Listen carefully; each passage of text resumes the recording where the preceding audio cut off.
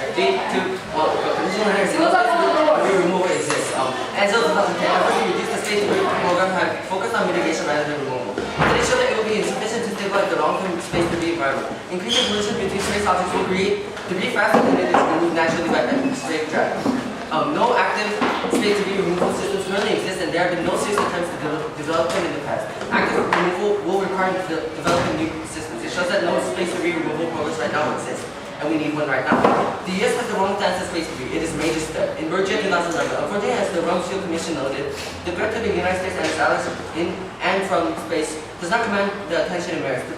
This problem was echoed when experts of NASA, the US military industry, and academia provided testimony to the US House. Immediately counter the national security threat that space debris presents, there must be a fundamental shift in how the US perceives space debris. Rather than thinking about space debris in terms of its overall increase through the amount of man-made material in space, we must look at space debris in terms of considerable risk that it poses to national security. The amount of space debris is increasing at an astonishing rate. Taylor 2007. Humans are living out outer space with debris at an astonishing rate. In the first 2 months of 2007, the number of space objects orbiting the Earth increased by an estimated 32%. The orbit surrounding our planet is becoming a junkyard of the solar system.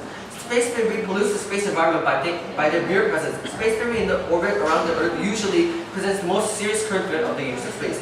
This shows that the amount of space debris is increasing, and we should stop it now. 4. Astronauts were forced to leave ISS because of space debris problems. AFP, April 2012. The returning crew spent a few harrowing moments last month when they had to scramble inside the same Soyuz spacecraft and prepare for a possible forced evacuation because of incoming space debris. The incident was just the third of its kind in more than a decade of continuous habitation of the Russian launched ISS. The space jump ended up whizzing 23 kilometers, 14 miles of the Webb station at a speed that would have made direct impact potentially catastrophic. 5. Mitigation attempts failed. Action now is key. Cox 2011. Recent fragmentation events have resulted in a significant increase in the number of objects larger than 10 centimeters with a greater potential for collision events. Population for orbiting objects have reached a critical point whereby growth will continue even in the absence of future space launches. The removal of debris from the LEO is now accepted as the only solution to this problem. Without such efforts, the cost of continued satellite operation could become prohibitive, and the use of Earth space as a better resource unsustainable. Current mitigation attempts fail, and action now is key. 6. No progress funded to eliminate space debris now. Williams Reuters 2010. World powers must find ways to reduce the amount of debris in orbit as the collision risk it poses to a spacecraft is increasing. The head of the U.S. Strategic Command said. The United States has cataloged more than 15,000 items such as jettison rockets, shuttle detaches, and bits of destroyed satellites currently floating in space. The estimation is that these numbers could grow upward of 50,000 in total numbers in the not too distant future. This shows that no programs are funded to eliminate space debris now. Potential to harm. Big sky is alive, we're nearing the tipping point. Understand space in 2009. The big sky theory. Space is so vast you don't have to worry about cleaning up after yourself. They were wrong. Just last February, satellites collided for the first time, creating over 1,500 pieces of junk. Many experts believe that we are nearing the tipping point where these collisions will cascade, making orbits unusable. It shows that the big sky theory is a lie, and we are nearing the tipping point. The amount of space debris is higher than ever. David 2009. A large number of human-made objects have steadily accumulated in the Earth orbit. Numerous operational satellites now circling the globe are accompanied by a far greater population of obsolete spacecraft. The threat posed by orbital debris to reliable operation of spacecraft will continue to grow unless the sources of debris are brought under control. It shows that the amount of space debris is higher than ever, and we should stop it now. The risk of space debris collisions is extremely high. Colin Westfield 2006. A forthcoming NASA study revealed that a risk posed by orbital debris to spacecraft may be higher than previously thought. Shuttles now face a 1 in 54 chance of being destroyed by space debris. This is much greater than the stated NASA program goals. NASA thought that space debris accounts for half of the risks associated with the spaceflight, and collision with space debris account for 11 of the 20 problems that could be most fatal to a shuttle and its crew. It shows that the risk of space debris collisions are extremely high. The brink is now. We must take action now, or cascade effect is inevitable, making space unusable for centuries. In Virginia 2011, the cascade effect is one of the greatest fears for those who study the problem of orbital debris. The number of objects in the orbit has surpassed the critical mass, in the point which orbital debris will collide with other space objects, which in turn will create new debris that will cause a chain reaction of even more collisions. This shows that the brink is now, and we must take action now. Left unchecked, space debris will cause runaway collisions. Einstein 2010. There are currently hundreds of millions of space debris fragments orbiting the Earth. Indiscriminate nature of the orbital mechanics means that they will pose a continuous threat to all aspects of Earth's orbit. They are indiscriminate nature of orbital mechanics. Now roughly 300,000 pieces of space debris large enough to completely destroy operating satellites upon impact. It shows that space debris can destroy satellites, which means we must act now. 6. Loss of satellite capabilities will cripple U.S. military and collapse global economy. Dolman, 2006. No nation relies on space more than the United States. None is even close, and its reliance goes daily. A widespread loss of space capabilities will prove disastrous for the American military security and civilian welfare.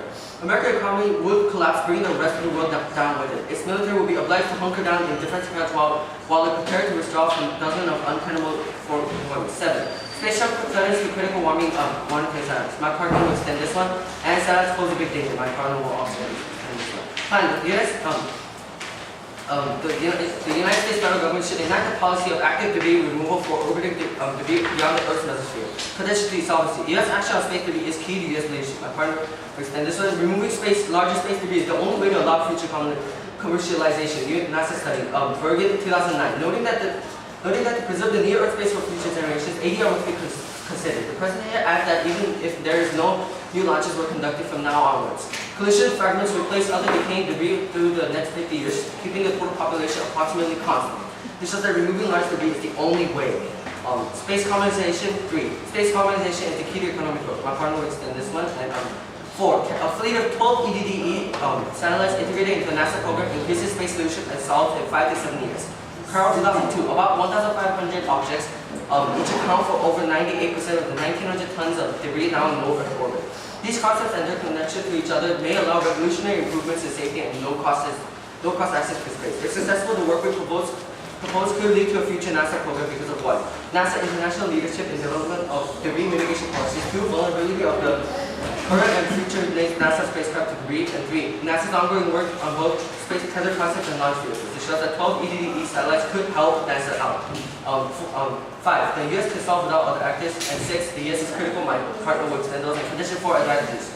Huge first mover advantages for the U.S. Dunstan, 2009. Finally, the U.S. must decide on whether to go it alone on ODR or work through international channels to craft a global solution. Moreover, a first entry country that could establish a sustainable economic approach to ODR could reap substantial benefits by both crafting a policy for ODR and potentially gaining revenue by becoming registries for expanded stages and satellites that still have value. This is just a huge, it will be a big advantage for the U.S. if they move first. Leading on space debris shores up U.S. soft power and ensures technical advantage. And still 2010. Current U.S. national space policy asserts that the U.S. will take a leadership role in space debris minimization. This could include the development, deployment, and demonstration of an effective space debris removal system to remove U.S. debris as well as other nations upon their request. There also could be international political and economic advantages associated with being the first country to develop this revolutionary technology. It shows that space debris can show up U.S. soft power and ensures the technical advantage. For these reasons, we are to the vote. Thank you.